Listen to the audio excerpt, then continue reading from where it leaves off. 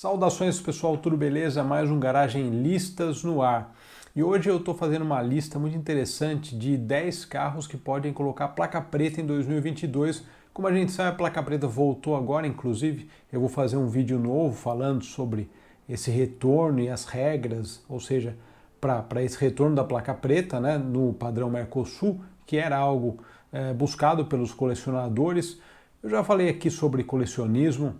Eu acho que para veículos originais, com mais de 80%, né, a partir de 80%, a placa preta sim é uma conquista. A gente sabe que isso se desvirtuou um pouco aqui no Brasil, mas eu vou fazer um vídeo próprio sobre isso. Muito bem, começando nossa lista de 10 carros para colocar placa preta em 2022. O primeiro deles é um dos meus preferidos, é um carro que eu teria tranquilamente. Eu acho ele sensacional, que é o Alfa Romeo 155. 155, inclusive, ele é um carro que ele é derivado, né?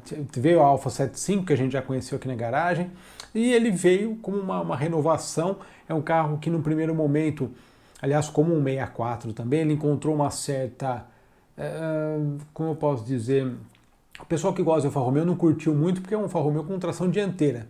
Mas eu acho que, historicamente, ele provou o seu valor e provou aí que era um carro muito colecionável, além de ter aquele estilo fantástico. Além disso, várias opções de mecânica, desde o Twin Spark, o 2.5 V6 com 155 Q4, né, com o Alfa Romeo com tração integral, realmente sensacional. Estou em busca de um deles, não tem nenhum no Brasil, mas tem na Argentina, aqui próximo, né?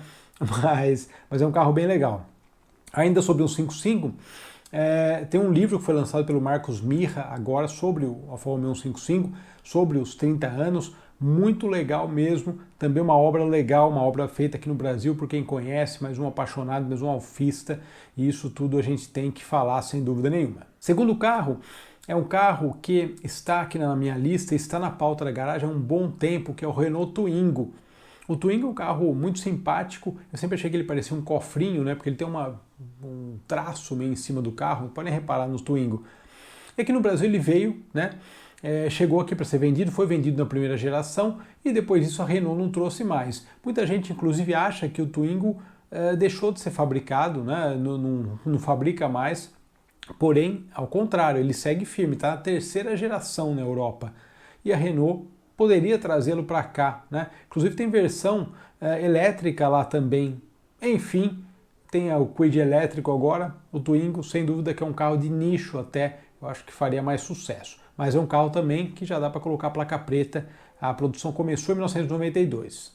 O terceiro carro da nossa lista é um carro que fechou um ciclo de sucesso de 25 anos de mercado, que foi o Opala Diplomata, né? Foi o Opala, mas esse aqui é o Opala Diplomata, o Collectors, que é aquela última série que saiu, que vinha o VHS, vinha a plaquinha, enfim. É interessante, historicamente falando, desse carro, porque ele fechou esse ciclo de história do Chevrolet Opala e marcaria a chegada do Ômega, né, no ano seguinte. E é claro que é um carro que marcou muitas pessoas e continua marcando, né? Afinal, o Opala é um carro que ele foi um grande sucesso de vendas, ele foi um símbolo de luxo, foi um símbolo de requinte aqui no Brasil, e então o Collector já dá para colocar a placa preta agora, nesse ano, completando os seus merecidos 30 anos de história. Quarto carro da nossa lista, esse aqui é a minha geração preferida, é o BMW M3 da geração E36. A geração E36 do BMW, da série 3, ela foi lançada em 1990. O M3 só veio 2 anos mais tarde, só veio em 92. Eles estavam desenvolvendo o carro, porque ele, em relação ao E30, a E30 é a mais valorizada e tudo mais, mas a E36 ela passou por uma série de mudanças e melhorias e avanço, ou seja, ele é um outro carro, ele é um carro com desenvolvimento muito legal. E foi um dos primeiros carros que eu guiei, foi um E36 vermelho, um M3 E36 vermelho, versão americana, teria também, acho legal pra caramba. Lógico que a alemã tem os corpos de borboleta individuais e tudo, mas mesmo a americana é muito legal a versão americana. Teve depois o 3 litros, depois o 3.2 com câmbio SMG também, né? Aquele câmbio que era uma transmissão automatizada, deu muito problema até na geração seguinte, E46, mas E36 aí, 92, já dá para botar a placa preta, hein? Vai ficar bonita. Quinto carro na lista, chegamos na nossa metade da lista, McLaren F1. McLaren F1 é um carro que eu sempre achei muito curioso, porque ele é um carro de 3 lugares. Ele não é o primeiro, vocês lembram que a gente já falou aqui, naquela época, quando começou a pandemia, sobre carros diferentes e carros de 3 lugares. A Ferrari também criou um de 3 lugares na década de 70, finalzinho de 60, 70, por aí. Também um carro de 3 lugares, um carro diferente, um carro com uma ideia, uma concepção muito própria, né? Então a ideia do carro 3 lugares é muito legal. Eu imagino o quão assustador deve ser andar na McLaren F1 nos 2 lugares, né? Porque o motorista está no meio, aí o cara está aqui na frente dele, não deve ter muita coisa. Deve ser curioso andar, né, na McLaren F1. Eu gostaria de ir dirigindo, claro. Mas se desse para dar uma voltinha, uma delas seria legal, mesmo como passageiro. E McLaren F1, Gordon Murray, um dos designers aí, e utilizando a mecânica BMW, aqui o motor S70, o V12, e com isso eles chegavam a fazer sucesso no mercado. Lógico, um hipercar, inclusive não era a ideia principal, mas ele chegou a vencer as 24 horas de Le Mans de 1995, então sem dúvida já dá para colocar a placa preta, um belo clássico. Seguindo, agora vem 3 hipercars, quer dizer, vem mais 2. Depois do McLaren F1, Bugatti EB110. O Bugatti EB110 é um daqueles carros também que eu acho sensacional. É um carro que ele tem um estilo muito legal. Aqui no Brasil tem um exemplar que já foi prata, depois virou azul, o famoso azul Bugatti, né? E é um carro muito legal o Bugatti, porque assim, a Bugatti historicamente sempre envolvida com luxo, com requinte, com acabamentos primorosos. E o EB110 foi uma ideia que não vou dizer que quebrou isso, não, é um carro que tem um acabamento sensacional, mas é um carro voltado para alta performance. Um carro, é só a gente ver o conjunto mecânico, né? Começou a ser desenvolvido lá em 87 e ele foi sair no finalzinho de 91, já 92. E é um carro legal porque ele tinha um motor V12 com 3,5 litros, olha o padrão europeu como é diferente, 4 turbos e desenvolvido por volta de 550 cavalos. A gente sabe que um V8 Shelby com Supercharger, um Mustang, já desenvolvia 550 cavalos. Mas em 92, olha a ideia para 550 cavalos. E a engenharia desse motor, sem dúvida, é algo brilhante, algo sensacional. E a velocidade máxima dele, 342 km por hora. Outra coisa interessantíssima, essas quebras de recorde que a gente vê em Nardo também, e recorde por velocidade, por aceleração, por retomada, enfim, eu acho também fantástico isso. Então tá aqui, dá para botar a placa preta.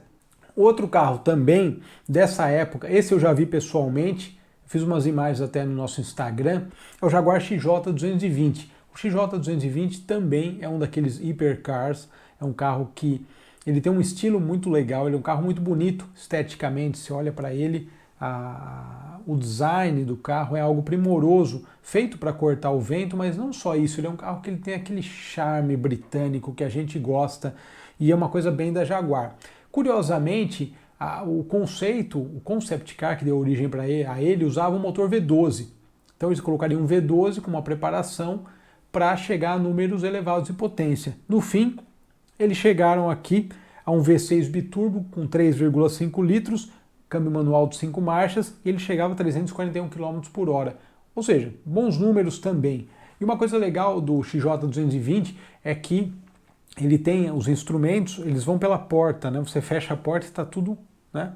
A visão é fantástica, é um carro que está na minha pauta para dirigir, pretendo dirigir um dia. Enfim, acredite aí nos seus sonhos que as coisas acontecem. Mais um carro na lista, agora o 8º da nossa lista. Esse carro, assim como o M3 ele não é um carro que foi lançado nesse ano, mas a versão sim. É o Porsche Carrera RS da geração 964.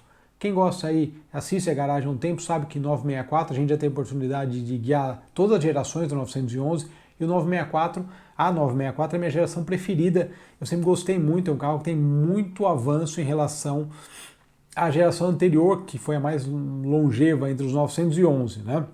Onde tem o 911 SC, que a gente andou recentemente aqui, o preto e o vermelho.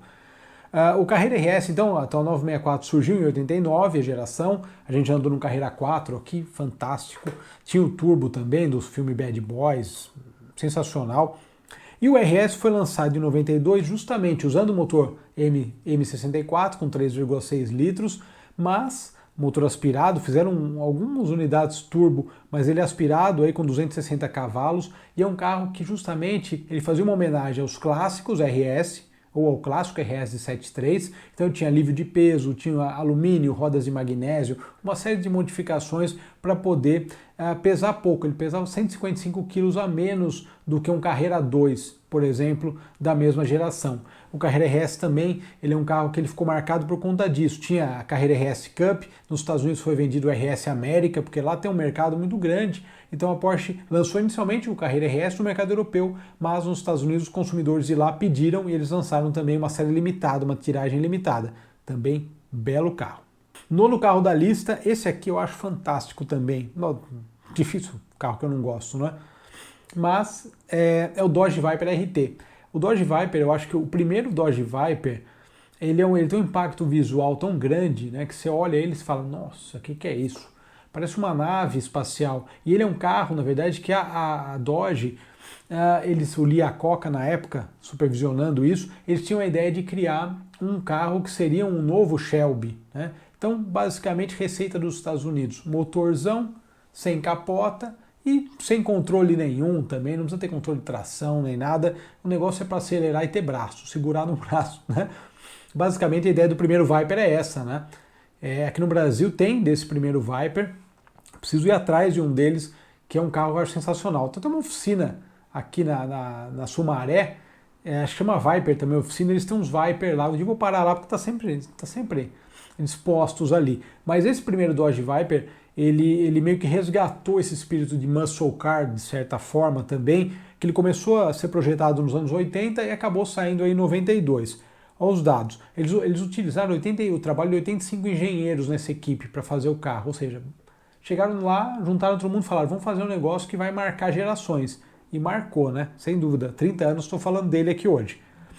E isso que é engraçado, o motor pesava 320 quilos, era um V10 de 8 litros com 400 cavalos. Hoje em dia, parece até que é pouco, né? 400 cavalos num motor V10 de 8 litros. Mas em 92, realmente era algo muito legal. E principalmente o conjunto todo dele era fantástico. Velocidade máxima 266 km por hora. Também hoje em dia, para o padrão de hoje, não é nada fora do comum. E mesmo se a gente comparar com aqueles hipercars que eu acabei de falar, XJ220, McLaren e tal, mas é um carro que tem um impacto visual muito grande, essa é a ideia deles. Fechando nossa lista, um carro que não completou 30 anos agora, foi antes, mas ele completou 30 anos no final da produção dele. Ferrari F40, um dos meus carros preferidos também. Ferrari F40, lançado em 87, uma tiragem pequena, um carro que foi o último hipercar da Ferrari supervisionado pelo Enzo Ferrari, onde ele é lá dos seus palpites, no bom sentido, claro, palpites e conhecimentos, afinal o cara foi mecânico, né? Da Alfa Romeo, correu também, ou seja, dava para confiar no que ele falava e a gente sabe que tinha um gênio forte também. F40, olha só, isso que é legal. Ó, V8 3 litros biturbo com 470 cavalos. Isso que é interessante, né? O padrão europeu de carro e o padrão dos Estados Unidos é muito interessante. Os europeus sempre trabalhando com litragens pequenas, mas extraindo muita potência. E é um carro sensacional, visualmente falando, historicamente falando. E claro, em 92, 30 anos no final da produção, então dá para botar a placa preta. Aqui no Brasil nós temos uma, eu não sei exatamente o ano desse carro, mas de qualquer forma, né, merece ser registrado, e a Ferrari F40 é sempre algo que pode parar qualquer evento. A gente fez um vídeo, né, quando juntou a F40, a F50 no mesmo evento, eu vou colocar aqui também, quem quiser assistir ou reassistir, tá o link. Muito bem, pessoal, obrigado pela audiência, mais um Garagem Listas no ar, e a gente vai se falando. Tchau!